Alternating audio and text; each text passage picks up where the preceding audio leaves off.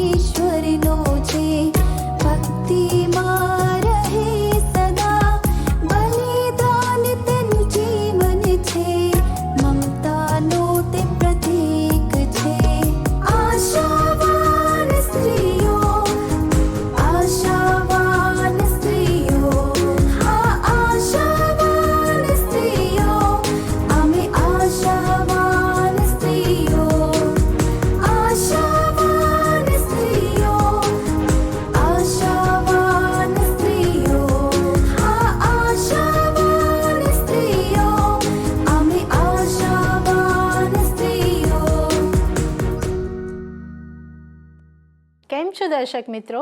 આશાવાન સ્ત્રીઓના એક નવા એપિસોડમાં આપ સર્વનો પ્રેમથી આવકાર કરું છું. અમારા કાર્યક્રમને આપ નિયમિત રીતે નિહાળો છો અને આપના સુંદર પ્રતિભાવો દ્વારા અમને પ્રોત્સાહન પૂરું પાડો છો, તેથી અમને ખૂબ આનંદ થાય છે. તમારામાંથી કેટલાક લોકો અમારા આ કાર્યક્રમને માટે નિયમિત પ્રાર્થના કરે છે. તેઓનો અમે ખૂબ ખૂબ આભાર માનીએ છીએ. હા મિત્રો, આપના પ્રતિભાવો અને પ્રાર્થનાઓ અમારા માટે બહુ મૂલ્યવાન છે. આ કાર્યક્રમ દ્વારા અમે સ્ત્રીઓના સર્વાંગી વિકાસ માટે મદદરૂપ બનવાનો પ્રયાસ કરી રહ્યા છીએ. અમને આશા છે કે અમારું શિક્ષણ આપ સૌને કોઈને કોઈ રીતે ઉપયોગી બની રહ્યું હશે. જો આપને યાદ હોય તો ગત 2 સપ્તાહ દરમિયાન આપણે આગેવાનના જીવનમાં ઈશ્વર સાથેનો સંબંધ કેટલો મહત્ત્વનો છે તે વિશે મૂસાના જીવન પરથી શીખ્યા. મારી બહેનો, ઈશ્વર સાથે મજબૂત સંબંધ બાંધવા ઈશ્વરનું વચન દરરોજ વાંચવું અને પ્રાર્થના કરવી જરૂરી છે. તેથી આજના પ્રસારણમાં આપણે પ્રાર્થના વિષય પર વાર્તાલાપ કરવાના છીએ. આપણા જીવનમાં કોઈ સમય તો એવો હોય છે જ્યારે આપણે મુશ્કેલ અથવા કટોકટીનો સામનો કરીએ છીએ. કોઈ વાર તે મુશ્કેલી મોટી હોય છે જે આપણા જીવનને અસ્થિર અને અસલામત બનાવી દે છે. કોઈ વાર તે મુશ્કેલી સામાન્ય પણ હોય છે જેનો આપણે સરળતાથી સામનો કરી લઈએ છીએ. સાચી વાત ને? તમારી વાત બિલકુલ સાચી છે. કેટલાક લોકો આર્થિક મુશ્કેલીનો સામનો કરે છે, તો કેટલાક લોકો લગ્ન જીવનમાં પ્રશ્નો અથવા છૂટાછેડાનો સામનો કરે છે. કેટલાક લોકોને બાળકોના પ્રશ્નો હોય છે, તો કેટલાક લોકો નોકરીમાં પ્રશ્નોનો સામનો કરે છે. કેટલાક લોકો એવા પણ છે જેઓ ગંભીર બીમારી, અકસ્માત, બેકારી, અત્યાચાર અને મૃત્યુનો પણ સામનો કરે છે. સાચે જ આ બધું જોતા આપણને પ્રશ્ન થાય કે ઈશ્વર ક્યાં છે? યુદ્ધ અને આતંકવાદના સમયે ઈશ્વર ક્યાં છે? ધરતીકંપ, સુનામી, પૂર અને કુદરતી હોનારતો જે માણસોનો જીવ લે છે, તે સમયે ઈશ્વર ક્યાં છે? જ્યારે અસામાન્ય ઘટનાઓ બને છે ત્યારે ઈશ્વર ક્યાં છે? આ બધા પ્રશ્નો લાંબા સમયથી માણસને થાય છે. આપણા જ સમયમાં આ બધું બને છે એવું નથી. એસ્તર રાણીના સમયમાં પણ આવું જ કંઈક બન્યું. તે વિશે આજે આપણે શીખવાના છીએ. હા, એસ્તર રાણીના સમયમાં પણ ઇઝરાયેલ પ્રજા એવી સ્થિતિમાં હતી જ્યાં દુષ્ટ લોકો સુખ શાંતિમાં જીવતા હતા અને ઈશ્વરને આધીન થઈને જીવનાર લોકો બીકમાં જીવન જીવતા હતા. તેથી તેઓને પણ પ્રશ્ન થયો કે અત્યારે ઈશ્વર ક્યાં છે? શા માટે ઈશ્વર કંઈ કરતા નથી? પણ ઈશ્વર ત્યારે પણ હતા અને આજે પણ છે. મારી બહેનો, શું તમને ખબર છે એસ્તર નામનો અર્થ શું થાય? એસ્તરનો અર્થ થાય છે છુપી બાબત. એસ્તરના પુસ્તક માટે આ નામ યોગ્ય છે કારણ કે તેમાં કંઈક છુપી બાબત છે. આ છુપી બાબત તો ઈશ્વર છે. તમને થશે કે આ કેવી રીતે શક્ય બને? જો તમે ધ્યાનમાં લીધું હોય તો એસ્તરના પુસ્તકમાં એક પણ વાર ઈશ્વરના નામનો ઉલ્લેખ નથી. બાઇબલના પુસ્તકમાં ઈશ્વરનું નામ ના હોય તો તે બાબત બરાબર લાગતી નથી, પણ તેના દરેક વાક્યની પાછળ ઈશ્વર છે. તે તો પડદા પાછળ રહીને કામ કરે છે, પણ ઈશ્વરની હાજરી આ પુસ્તકમાં બહુ મોટી છે. એસ્તેર રાણી બન્યા બાદ તેને ખબર પડી કે હામાને ઈરાનમાં રહેતા યહૂદી લોકોનો નાશ કરવાની યોજના કરી છે. તેના કાકા મોર્દખાએ એસ્તેરને રાજાની પાસે જઈને યહૂદીઓના બચાવ માટે વિનંતી કરવા કહ્યું, પણ એસ્તેરને શરૂઆતમાં આમ કરવાની બીક લાગી, કારણ કે રાજાના હુકમ વગર રાજાની પાસે જવામાં જાનનું જોખમ હતું. એસ્તેર 4 અને 14માં મોર્દખાય એસ્તેરને સંદેશો મોકલે છે કે જો તું આ સમયે છેક છાનીમાની બેસી રહેશે તો યહૂદીઓને માટે મદદ તથા બચાવ બીજી જગ્યાએથી મળશે, પણ તારો તથા તારા બાપના કુટુંબનો નાશ થઈ જશે અને તને રાણીપદ પ્રાપ્ત થયું છે તે આવા જ સમયને સારું નહીં હોય એ કોણ જાણે છે. મારી વાલી બહેનો, મોર્દખાઈ દ્વારા આ મુશ્કેલ કામ એસ્તેરને સોંપવામાં આવ્યું ત્યારે કદાચ તેને તે અશક્ય લાગતું હશે. તેનું કામ પૂરું કરવા માટે તેણે 3 બાબતો કરવી જરૂરી હતી. પ્રથમ, રાજાની પાસે જઈને વાત કરવી. એસ્તેરે નિયમનો ભંગ કરીને પોતાની જાનના જોખમે રાજાની પાસે જવાનું હતું. બીજું, તેણે રાજાને યહૂદી લોકો માટે વિનંતી કરવાની હતી. તેનો અર્થ કે તેણે કબૂલ કરવાનું હતું કે તે પોતે યહૂદી છે અને તે વાત તેણે રાજાથી છુપાવી છે. ત્રીજું, તેણે રાજાને હુકમ બદલવા માટે તૈયાર કરવાના હતા. તે સાથે હામાન, જે રાજાની નજીકનો વ્યક્તિ હતો અને ઊંચી પદવી પર હતો, તેની સામે એસ્તેરે ઊભા રહેવાનું હતું. આમ એસ્તરના માટે આ કામ કોઈ રીતે સરળ નહોતું. તેનો અર્થ કે એસ્તેર ખુલ્લી આંખે સિંહની ગુફામાં ચાલી રહી હતી. કેટલી હિંમતવાન સ્ત્રી! પવિત્ર શાસ્ત્ર બાઇબલ જણાવે છે કે તે પોતાના પર આધાર રાખીને ચાલનાર સ્ત્રી નહોતી. મુશ્કેલ અને અશક્ય કામને શક્ય બનાવવા એસ્તેરને ક્યાંથી મદદ મળી તે જાણવા આપણે એસ્તેર 4 અને 16 વાંચીએ. ત્યાં લખ્યું છે, જા, સુસામાં જેટલા યહૂદીઓ છે તે સર્વને એકઠા કર અને તમે સર્વ આજે મારે સારું ઉપવાસ કરો. 3 દિવસ સુધી રાત્રે કે દિવસે તમારે કંઈ ખાવું કે પીવું નહીં. હું તથા મારી દાસીઓ પણ એવી જ રીતે ઉપવાસ કરીશું. જો કે તે નિયમ વિરુદ્ધ છે તો પણ હું રાજાની હજુરમાં જઈશ. જો મારો નાશ થાય તો ભલે થાય. તે પછી 5મા અધ્યાયની 1લી કલમ જણાવે છે, 3જે દિવસે એસ્તેર રાજ પોશાક પહેરીને રાજમહેલના અંદરના ચોકમાં રાજાના નિવાસસ્થાનની સામે ઊભી રહી. રાજા રાજમહેલમાં બારણાની સામે પોતાના રાજ્યાસન પર બિરાજેલો હતો. મારી બહેનો, એસ્તેર 3જા દિવસે રાજાની પાસે ગઈ. તેણે પ્રાર્થના અને ઉપવાસનો સમય પૂરો કર્યો અને રાજાની પાસે જવા માટે સહેજ પણ વિલંબ કર્યો નહીં. થોડો સમય થોભો અને વિચારો કે તે સમયે એસ્તરની સ્થિતિ કેવી હશે. રાજાની પાસે જતા પહેલાં તે કેવી વેદના અનુભવતી હશે. તેના મનમાં અનેક વિચારો આવ્યા હશે. કદાચ હું આજે છેલ્લી વાર મારો રાજ પોશાક પહેરી રહી છું. આજે હું છેલ્લી વાર આ મહેલમાં ચાલી રહી છું. કદાચ હું પાછી આવી શકીશ કે નહીં, વગેરે. કદાચ આ એસ્તર માટે સૌથી ડરામણો સમય હશે. પણ એસ્તેર 5 અને 2માં બાઇબલ જણાવે છે, રાજાએ એસ્તર રાણીને ચોકમાં ઊભી રહેલી જોઈ. ત્યારે તેની રહેમ નજર તેના પર થવાથી પોતાના હાથમાંનો સોનાનો રાજદંડ તેણે એસ્તર રાણી સામે ધર્યો. એટલે એસ્તર પાસે આવી ને રાજદંડની ટોચને અડી. ઈશ્વરનો આભાર કે એસ્તર જીવતી રહી. તેના કાર્યનો એક ભાગ અહીં પૂરો થયો. રાજા એસ્તરની સુંદરતા અને તેની હિંમતથી પ્રભાવિત થયો, માટે તેણે પોતાનો રાજદંડ તેની સામે ધર્યો. વાલી બહેનો, યહૂદીઓ માટે એસ્તેર એકમાત્ર આશા હતી. રાજાની પાસે જવા માટે બીજા કોઈ યહૂદી પાસે પરવાનગી નહોતી. રાજા પાસે ગયા પછી પણ એસ્તેર જીવતી રહી. તેનો અર્થ કે યહૂદીઓના બચાવને માટે આશા હતી.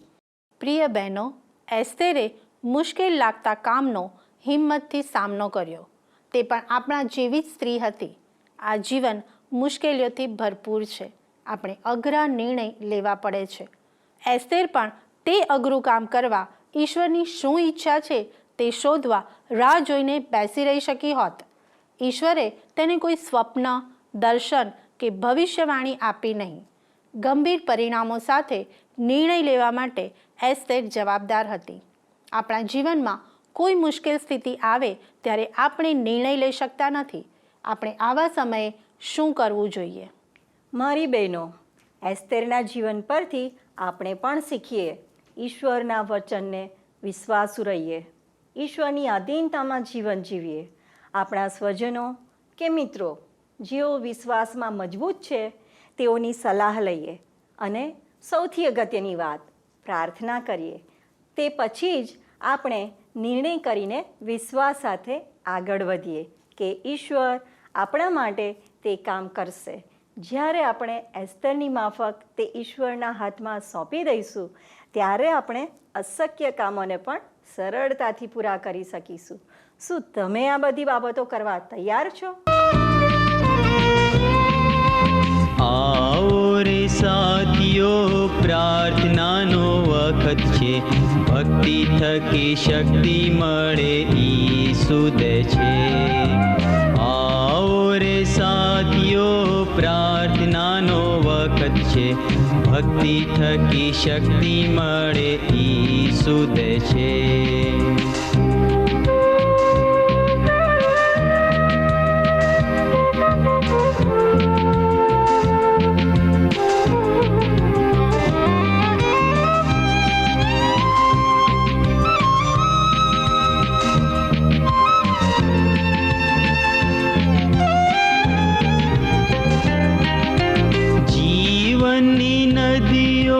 ઈસુમાંથી વહે છે. જીવનની નદીઓ ઈસુમાંથી વહે છે. તેનું પાણી પીએ તેની તરસ મટે છે. આવો રે સાથીઓ, પ્રાર્થનાનો વખત છે. ભક્તિ થકી શક્તિ મળે ઈ શુદ્ધ છે.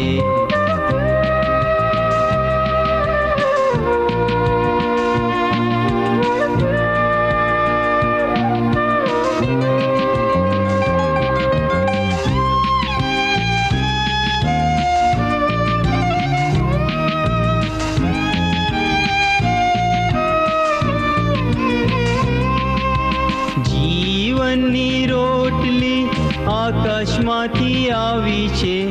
જીવનની રોટલી આકાશમાંથી આવી છે.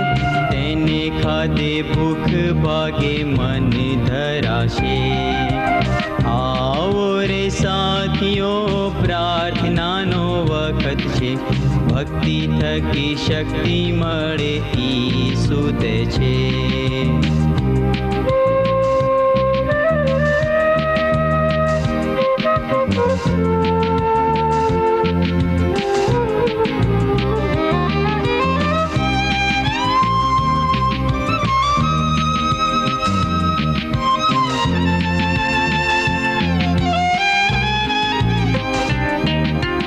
ઈશ્વરને સ્તાવો, મને મળી મુક્તિ. ઈશ્વરને સ્તાવો, મને મળી મુક્તિ. મારા ખ્રિસ્તે તેના રક્તે તાર્યો પાપથી. આવો રે સાથીઓ, પ્રાર્થનાનો વખત છે. ભક્તિ થકી શક્તિ મળે ઈ શુદ્ધ છે. ભક્તિ થકી શક્તિ મળે ઈ શુદ્ધ છે. ભક્તિ થકી શક્તિ મળે ઈ શુદ્ધ છે. ભક્તિ થકી શક્તિ મળે ઈ શુદ્ધ છે. વાલા દર્શક મિત્રો, આપ નિહાળી રહ્યા છો કાર્યક્રમ આશાવાન સ્ત્રીઓ. આજે આપણે એસ્તરના જીવન પરથી પ્રાર્થનાના મહત્વ વિશે શીખી ગયા. આપણા ઘરની મોટા ભાગની વસ્તુઓ વીજ પ્રવાહ વડે ચાલે છે. વીજળી એક અદૃશ્ય શક્તિ છે જેના લાભો આપણને દ્રશ્ય રૂપમાં દેખાય છે. વીજ પ્રવાહના જાદુને લીધે આપણા ઘરોમાં લાઇટ, પંખા, ટીવી, ફ્રીજ, મિક્સર અને કમ્પ્યુટર અને બધા જ ઇલેક્ટ્રિક સાધનો કામ કરે છે. પણ આશ્ચર્યની વાત એ છે કે આ બધા સાધનો વીજળીથી ચાલતા હોવા છતાં જો આપણે તેને ચાલુ ના કરીએ તો તે ચાલી શકતા નથી. મારી બહેનો, આપણા માટે પણ આવું જ છે. જો આપણે સામર્થ્ય આપનાર સ્ત્રોત ઈશ્વરની સાથે જોડાયેલા રહીએ અને પોતાને સળગતા રાખીએ તો જ આપણે કામ કરી શકીએ, જીવી શકીએ અને પ્રકાશિત રહી શકીએ. તમારી વાત સાચી છે. પ્રાર્થના પણ વીજ પ્રવાહ સમાન છે. તે આપણને ઈશ્વર સાથે જોડીને સશક્ત બનાવે છે અને સામર્થ્ય આપે છે. ઈશ્વર હંમેશા આપણી પ્રાર્થના સાંભળે છે. આપણે કોણ છીએ, ક્યાંથી આવ્યા છીએ અને શું પ્રાર્થના કરીએ છીએ. નાની કે મોટી પ્રાર્થના કરીએ છીએ તે ઈશ્વર જોતા નથી, પણ ઈશ્વર તમારા પોકારને સાંભળે છે, તેના તરફ ધ્યાન આપે છે અને તમને બચાવે છે. પ્રાર્થના ઈશ્વર સાથે જોડાણ કરવાનો મુખ્ય પાયો છે. આપણને દરેક મુશ્કેલીથી બચાવવાને માટે પ્રાર્થના ઈશ્વરને માટે એક માર્ગ છે.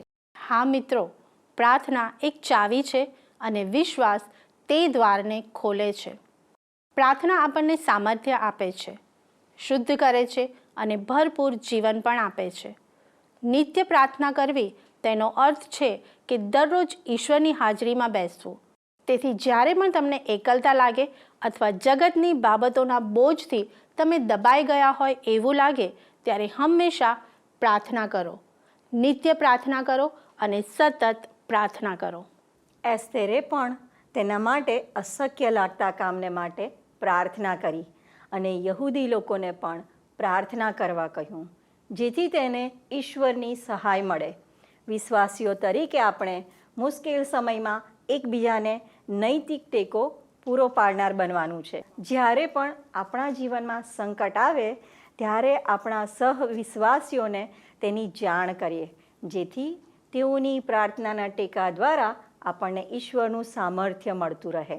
વાલી બહેનો, કોઈ પણ વ્યક્તિના બહારના દેખાવ પરથી તમે જાણી શકતા નથી કે તે કેવી મુશ્કેલીમાંથી પસાર થઈ રહ્યા છે. જો આપણે તેઓની અંગત બાબતોને જાણીને તેઓ માટે પ્રાર્થના કરીશું તો આપણે સારી રીતે તેને સમજી શકીશું અને તેઓ પ્રત્યે અનુકંપા દર્શાવી શકીશું. આ બાબત સમજવા હું તમને એક વાર્તા કહીશ. પ્રાર્થનામાં જોડાયેલા 2 હાથનું ચિત્ર તમે જોયું હશે. આ ચિત્ર બહુ પ્રખ્યાત બની ગયું છે અને તેનો ઇતિહાસ પણ એટલો જ રસપ્રદ છે. જર્મન આર્ટિસ્ટ આલ્બ્રેcht ડુરર ચિત્રકાર હતો. પોતાની કલાનો વિકાસ કરવા વધુ અભ્યાસ માટે તે ઘર છોડીને ચાલી નીકળ્યો. તેના જેવી જ ઈચ્છા ધરાવનાર એક મિત્ર તેને મળી ગયો. બંનેને વધુ અભ્યાસ કરી ચિત્રકારની દુનિયામાં આગળ વધવું હતું. બંને મિત્રો ગરીબ હતા, તેથી એક રૂમ ભાડે રાખી સાથે રહેવા લાગ્યા. બંને માટે અભ્યાસ કરવો અને સાથે ગુજરાન ચલાવવા કામ કરવું તે શક્ય નહોતું. તેથી આલ્બ્રેchtના મિત્રએ તેને સલાહ આપી કે તે તેનો અભ્યાસ ચાલુ રાખે અને પોતે કોઈ જગ્યાએ કામ કરીને પૈસા કમાશે, જેથી તેઓ જીવી શકે. પછી આલ્બ્રેcht નોકરી કરશે અને તે અભ્યાસ કરશે. બંને મિત્રો આ વાતમાં સંમત થયા. થોડા સમય પછી લાકડાના પાટિયા પર આલ્બ્રેચે દોરેલું સુંદર ચિત્ર વેચાયું અને થોડા નાણાં મળ્યા.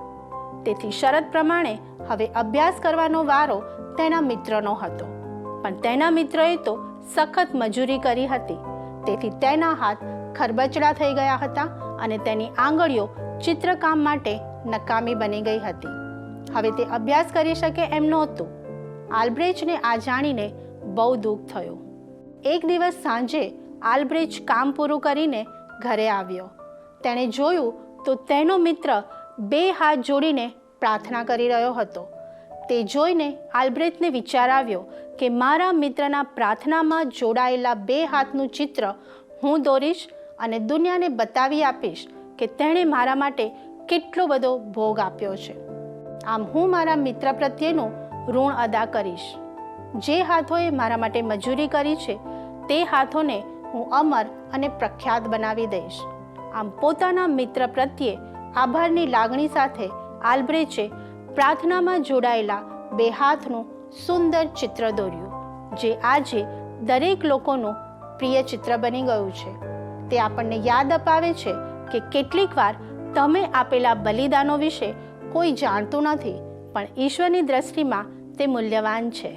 વહાલા દર્શકો, સામાન્ય રીતે આપણે એવું વિચારીએ છીએ કે પ્રાર્થના એટલે ઈશ્વરની પાસે માંગવું, પ્રભુ મને આ વસ્તુ આપો, મને આ આશીર્વાદ આપો, મારી આ ઈચ્છા પૂરી કરો વગેરે. આપણે બીજા લોકો માટે પ્રાર્થના કરીએ છીએ ત્યારે પણ એવી જ પ્રાર્થના કરીએ છીએ કે પ્રભુ તેઓનું રક્ષણ કરે, તેઓની સાથે રહે અને તેઓને આશીર્વાદ આપે. કેટલાક લોકો એવા પણ છે કે જો તેમના માંગ્યા પ્રમાણે ના મળે તો તેઓ પ્રાર્થના કરવાનું પણ છોડી દે છે. પણ હું તમને કહેવા માંગુ છું કે પ્રાર્થના ફક્ત માંગણી જ નથી, પણ તેથી વિશેષ છે. તદ્દન સાચી વાત છે. પ્રાર્થના એટલે આપણા સંજોગોમાં, આપણી આશામાં, આપણા સ્વપ્નોમાં, આપણી બીકમાં અને આપણા દુઃખોમાં ઈશ્વરને આમંત્રણ આપવું. પ્રાર્થના એટલે વિનંતીઓની યાદી બનાવીને તેની માંગણી કરવી, આપણી ઈચ્છા અનુસાર ઈશ્વર તે આપે એવી આશા રાખવી એટલું જ નથી, પણ તે તો ઈશ્વર સાથેનો વ્યક્તિગત સંબંધ છે. પ્રાર્થના દ્વારા આપણે ઈશ્વરની સાથે વાત કરતા શીખીએ છીએ, ઈશ્વરનું સાંભળતા શીખીએ છીએ અને આખા દિવસ આપણા વિવિધ દૈનિક કામોની સાથે ઈશ્વર વિશે વિચાર કરતા શીખીએ છીએ. આપણે ઈશ્વરને આધીન થતા અને ઈશ્વરની ઈચ્છાને પૂરી કરતા શીખી શકીએ છીએ. મારી વાલી બહેનો, તમે પણ દરરોજ પ્રાર્થના કરતા હશો. શું તમે ઈશ્વરની ઈચ્છાને આધીન થાવ છો? શું તમે ઈશ્વરના અવાજને સાંભળીને તે પ્રમાણે કરો છો? શું તમારી વ્યસ્ત દિનચર્યામાં પ્રાર્થના માટે સમય ફાળવો છો? શું તમે તમારા બાળકોને પ્રાર્થના કરતા શીખવો છો? આજે જ તમારા જીવનની તપાસ કરો અને ઈશ્વરની પાસે પાછા આવો. જો તમે નિયમિત રીતે પ્રાર્થના કરતા નથી તો આજથી તેની શરૂઆત કરો અને દરરોજ ઈશ્વરની સાથે સમય પસાર કરો. આવો પ્રાર્થના કરીએ. સ્વર્ગીય ઈશ્વર પિતા, તમે અમને પ્રાર્થના કરવાનો અધિકાર આપ્યો છે અને તે દ્વારા અમે તમારી સાથે વાત કરી શકીએ છીએ. તે માટે તમારો આભાર માનીએ છીએ. જે બાબતો માટે અમે પ્રાર્થના કરીએ છીએ તે માટે તમારા પર સંપૂર્ણ ભરોસો રાખવા અમને મદદ કરો. અમારા વિશ્વાસને મજબૂત કરો. અમારી પ્રાર્થના તમે સાંભળો અને અમારી જરૂરિયાતો પૂરી પાડો. પ્રભુ ઈસુના નામમાં માંગુ છું. આમીન. अर्चना करूं यीशु, तब अर्चना करूं, अर्चना करूं यीशु, तब अर्चना करूं. आप जे तब हाजरी, आप जे तब हाजरी, यीशु प्रार्थना करूं, आराधना करूं, अर्चना करूं यीशु, तब अर्चना करूं.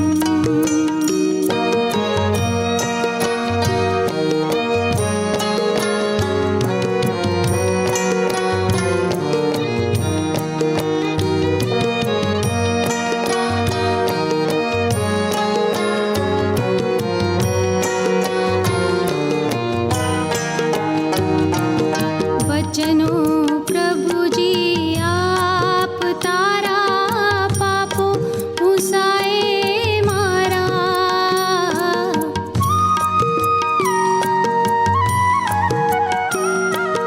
वचनो प्रभुजी आप तारा, पापो भूसाए मारा.